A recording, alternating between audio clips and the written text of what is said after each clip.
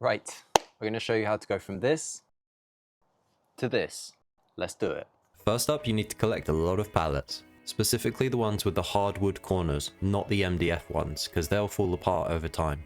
I get these free from work, but you can always find them free on Facebook Marketplace. The next thing you need is something for your platform to stand on. I've got these concrete blocks, but you can get breeze blocks, paving slabs, anything like that, just something solid that's going to hold the weight. I've then tentatively placed them under each corner and along the edges to give me an idea of where I need to place them. I've then put the pallets on top to make sure it all fits, and we're ready to dig. You obviously want to be using your biggest blocks for the corners and the edges, and then the smaller ones on the inside. Starting at the front, I've put a piece of timber along the edge and then a level on top of it. And that's showing me if the 3 front pallets are too high or too low, and then I'm digging down accordingly based on how high or low they are. I'm making sure the front edge is nice and level, and then we'll work backwards, working off the front edge.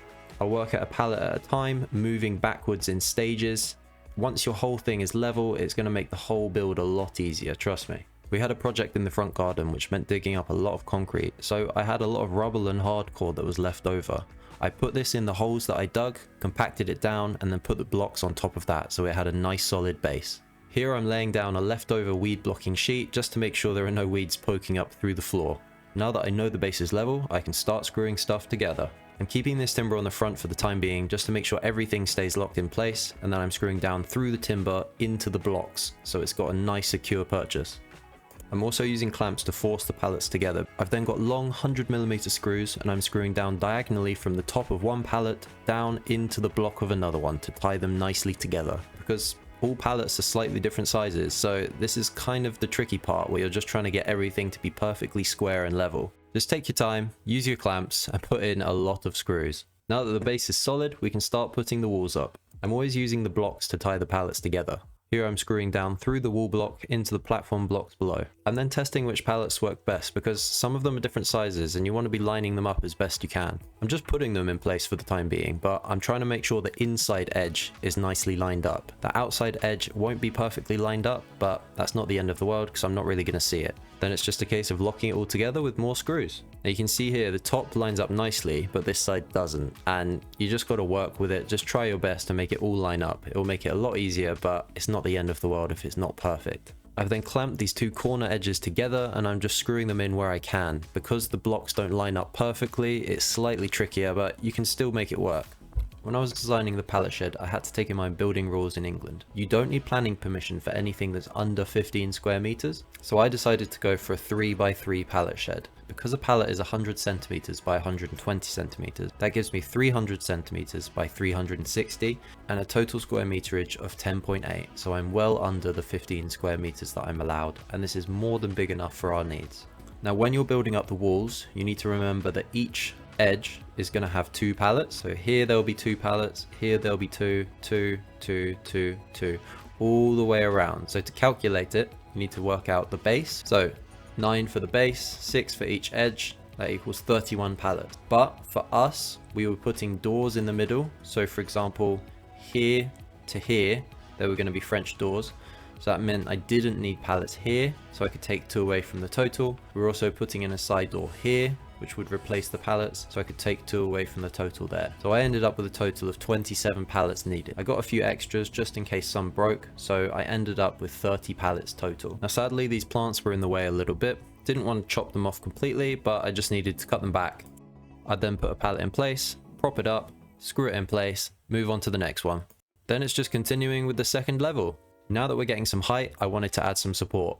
I had these structural timbers left over from previous build, which I was just using to prop up the edges. Again, you can always find free wood on Facebook Marketplace, so keep your eyes peeled. Now these timbers are going to form the front wall of my shed, but if you don't want to have patio doors and you just want a single door in the middle, you can put pallets either side. I'm then getting the patio doors and putting them in place, because that means I can put the side timbers in, which they're going to be screwed to. We got these doors on Facebook Marketplace for free. I'm pretty sure they're internal doors, but we're going to paint them and silicone them so they should be completely waterproof and good to go for outside use.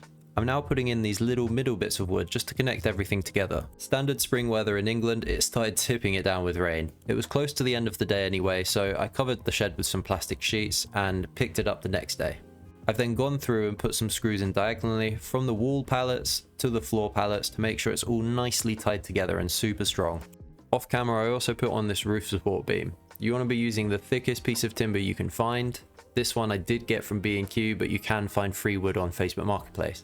One of the building rules in England is that the apex of the roof can only be maximum 2.5 meters tall. That meant I had to replace the front top timber with one slightly lower, but not the end of the world. I wanted to redo this top middle beam, so I've put a beam going down through the pallets which it's resting on, and then I've also got two pieces of timber either side, and it's all screwed nicely together so it's nice and strong. Now for the angle that I need to cut the roof beams, I've got a speed square and I'm just marking a line on the wood. This is going to let me know the angle of the cut I need to do. I'm then adjusting the angle on my chop saw, but you can hand cut this with a handsaw if you don't have a chop saw. It will work the same. Now that the chop saw is set up, I'm doing my cut at the very furthest edge of the wood, just to save any material. If your timber doesn't quite line up, it's absolutely fine. Just try again. Now I need to work out where I'm going to place my roof beams. Because I'm going to have 5 on each side, that means I need to divide the length of the top beam by 4. That's 300 centimeters divided by 4, which is 75. So I need to place a beam every 75 centimeters.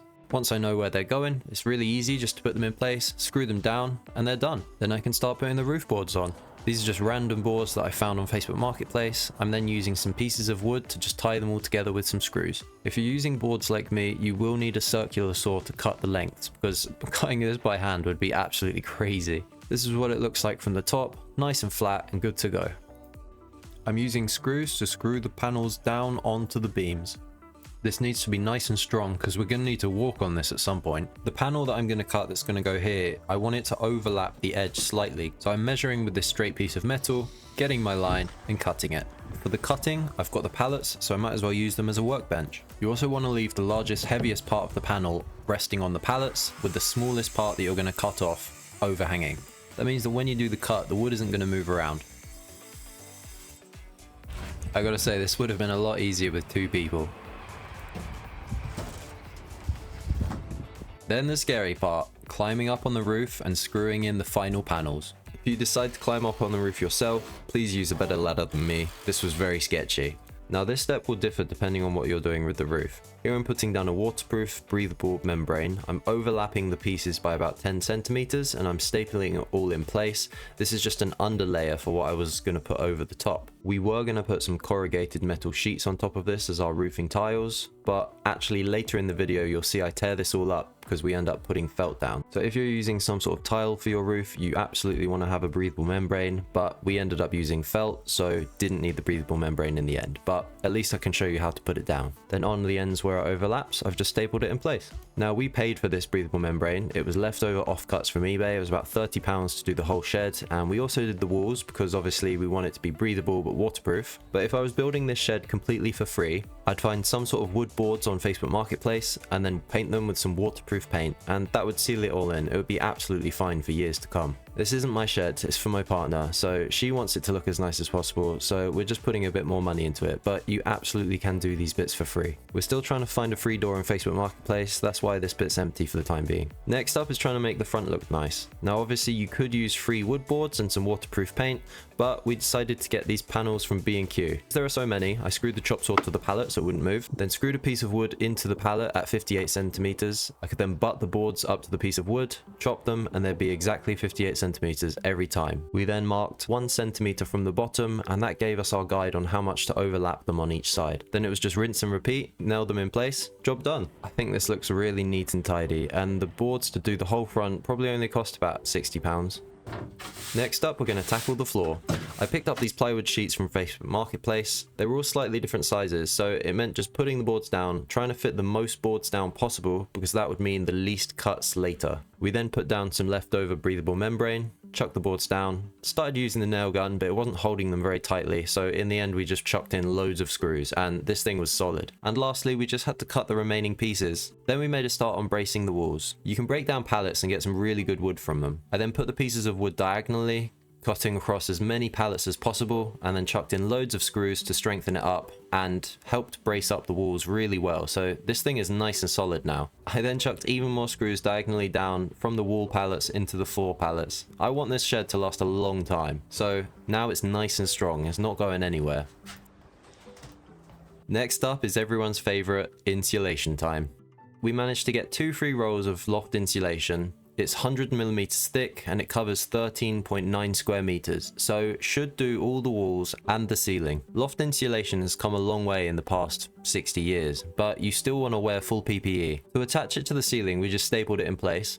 And then I got these 3 OSB boards from work, so we just screwed those to the roof beams, cut to size the remaining edges, and the ceiling's done. Earlier I said we changed our mind on what we were doing with the roof. We were going to do corrugated sheets, but that ended up being too expensive, so we found some free roofing felt on Facebook Marketplace, and we're putting that down. You don't need a breathable membrane under roofing felt because it's waterproof itself. I then just had to buy some bitumen paint, which I put on all the edges and creases, and then bought a pack of roofing nails and tacked it all into place. You can just get away with the roofing nails, but it's better if you use the bitumen sticky adhesive paint stuff because it just holds it better. You then want to start at the bottom of your roof, working upwards so you can overlap each sheet with the final sheet on the ridge. Next up is the edge of the roof. You can just nail some bits of wood on the edge to hold it in place, but we obviously had these decorative pieces of wood, so we put those on with the nail gun, and it looks really tidy. Now again, if you're doing this on a budget, you don't need to add an interior to your shed, but Nat wants to use this in the winter, so we're putting in some plywood sheets. These are 3mm thick and they're £9 each. Delivery was £30, but we actually ended up getting it refunded because the delivery was late by over a week. Because this is a pallet shed, it's not perfectly straight, so the boards aren't going to be perfectly straight at the top, so you do need to measure to make sure your cut is the correct angle. Then when there isn't a piece of wood behind to support it, I'd put a piece of wood behind and nail both sides together, making a nice seam. And then used a nail gun for a nice clean look to nail it in place, and it looks really tidy. It only cost about £70 to do all the boards for the interior. The trickiest boards were the ones where the beams were because you've got 2 angles plus that notch to cut out. Having a multi-tool to do some cuts on the fly was really useful. The width of the boards is 122 centimeters. So we measured from the door 122 centimeters across. We then measured the height of the right hand side,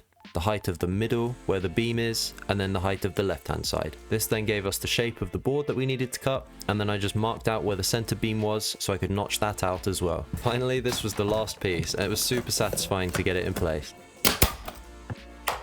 Nat bought this trim on eBay. It wasn't the stickiest, so we just stapled it in place. Then to finish the front, we wanted to have some boards going up to the roof, so we cut some notches for the beams, and then put these boards overhanging to tidy it up and finish the look. These ones actually fit perfectly, which is great. All they needed was just cutting to length. Lastly, we wanted to put the rest of the trim around the edge of the roof. I went up there to staple it in place, and Nat was the ground support person chopping the pieces for me. One of the things I enjoy about doing DIY is helping other people learn how to do it. Here, Nat was having a go with the jigsaw and she did really well. There was a big gap above the door, so we just chucked in a piece of wood and nailed it in place. And then we want this thing to last a long time, so we bought these metal sheets off eBay. It was £100 to do all the other 3 walls, and we just screwed them in place with some tech screws. Nice and easy. Then to finish off the top pieces, to avoid having to cut angles, we just butted the panels up to the roof and then just cut a straight line where they needed to be cut, and then we've hidden it with some wooden trim. And with that, we're done.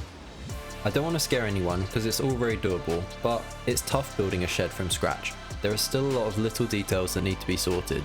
Lino put down for the floor, exterior parts painted, but for the most part it's done. Nat can move in, she can start doing her pottery. You can see she's already got her bits in there. It's really exciting and I'm really happy for her. Now, honestly, can you do this for free? Yes, you could, but to go pick up things from Facebook Marketplace, you need to pay for fuel, it takes time. Even the stuff like screws, that all adds up. I probably spent about £20 on screws for the whole thing, for the screws for the roof, and then all the screws for all the different pieces of wood. So that adds up. If you just need this thing to be watertight and not actually look that great, then you can obviously just get boards for free and put those on, weatherproof them somehow, and they'll last for a few years. And that's absolutely fine. For me, obviously, I wanted it to look nicer, so that's why we paid for the timber boards from B&Q. All the little touches and all the things that make a shed beautiful, they're the things that cost money. So it's up to you how much you want to spend, but you can absolutely build a shed for free. It's just going to take a lot more effort and a lot more time and a bit more fuel to go pick things up from Facebook Marketplace. All in, this took about 4 weekends. That was all day Saturday, all day Sunday. So it is a lot of work and effort. I did probably about half of that on my own, and then Nat came and helped with the rest of it when she was off on her days off, because she works every other weekend. I think personally I would have been more happy if I'd used paving slabs as opposed to the ultra lightweight concrete blocks, but I got them for free, so can't really complain. Now, things that I still need to do is get electrics out here. A friend of mine is an electrician, so he's going to do that for me for free. All in, I paid £250 to build this shed, which I'm really happy with. So thanks for watching. Don't forget to like and subscribe, and I'll catch you on the next one. Bye.